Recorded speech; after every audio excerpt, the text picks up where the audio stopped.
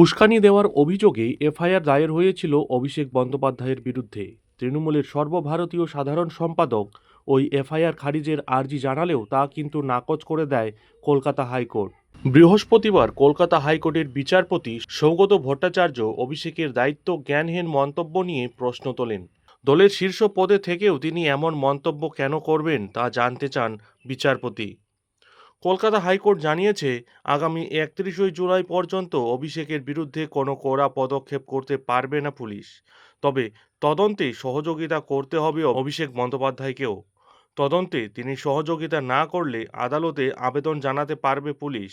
একই সঙ্গে কলকাতা হাইকোর্টের চরম নির্দেশ, অভিষেককে তলব করতে হলে 48 ঘন্টা আগে নোটিশ দিতে হবে পুলিশকে। আদালতের অনুমতি ছাড়া আপাতত দেশ ছাড়তে পারছেন না তিনি। এফআইআর খারিজের আর্জি নাকচ করে বিচারপতি জানিয়ে দেন, এই বিষয়ে তদন্ত চলবে। আগামী 20 জুলাই এই মামলার পরবর্তী শুনানি রয়েছে। গত বৃহস্পতিবার অভিষেকের হয়ে আদালতে সওয়াল করেন আইনজীবী তথা তৃণমূল সাংসদ কল্যাণ বন্দ্যোপাধ্যায়।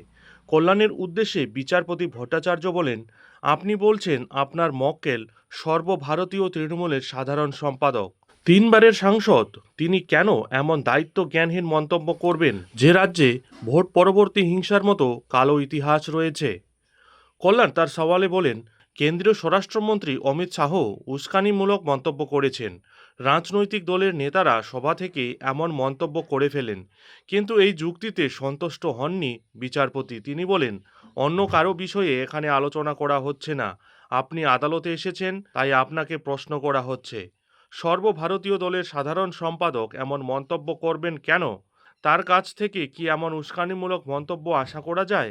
প্রত্যুত্তরে কল্যাণ বলেন, অপরাধ এবং আচরণ দুটি আলাদা বিষয়। এই মন্তব্যের জন্য অপরাধ হয়েছে কিনা দেখতে হবে। এদিন রাজ্যের উদ্দেশ্যে বিচারপতি ভট্টাচার্য বলেন, কোনো অভিযোগের ভিত্তিতে তদন্ত চলতেই পারে। এক্ষেত্রে মামলাকারীকে কি হেফাজতে নেওয়ার প্রয়োজন রয়েছে? রাজ্যের অতিরিক্ত অ্যাডভোকেট জেনারেল রাজদীপ মজুমদার জানান, এই মুহূর্তে এই মামলায় হেফাজতে নেওয়ার মতো পরিস্থিতি তৈরি হয়নি। এমনকি পুলিশ গ্রেপ্তারের মতো কোনো পদক্ষেপও করেনি। অভিষেকের এই মন্তব্যের জন্য ভোট পরবর্তী হিংসার মতো ঘটনা ঘটেছে কিনা পুলিশ তার তদন্ত করছে। অভিষেকের মন্তব্যের সমালোচনা করে এদিন বিচারপতি বলেন, পশ্চিমবঙ্গের রাজনৈতিক হিংসার ইতিহাস অন্য কথা বলছে। তার কাছ থেকে এমন মন্তব্য মানা যায় না। তিনি বিচক্ষণ মন্তব্য করবেন, এটাই তো হওয়া উচিত। গণতান্ত্রিক দেশে যে কোনো দল জিততে বা হারতে পারে, তাই বলে কি একজন সাংসদের এই ধরনের মন্তব্যের প্রয়োজনীয়তা রয়েছে?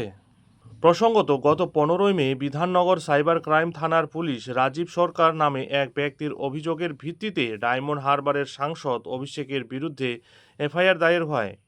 অভিষেকের বিরুদ্ধে কেন্দ্রীয় স্বরাষ্ট্রমন্ত্রী অমিত শাহকে হুমকি দেওয়ার অভিযোগ তোলেন তিনি। একই সঙ্গে অভিষেকের বিরুদ্ধে বিধানসভা ভোটের প্রচারে গিয়ে উস্কানি দেওয়ার অভিযোগও তোলা হয়।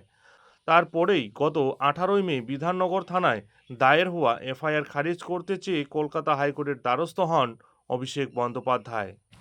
এখন দেখার বিষয় হলো, এই মামলার পরবর্তী জল কোন দিকে গড়ায়। নজর থাকবে সেদিকেই। যাই হোক, এখন এখানেই শেষ করছি। এর পরবর্তী লেটেস্ট আপডেট ঠিক সময় মতো পেতে অবশ্যই চ্যানেলে চোখ রাখুন।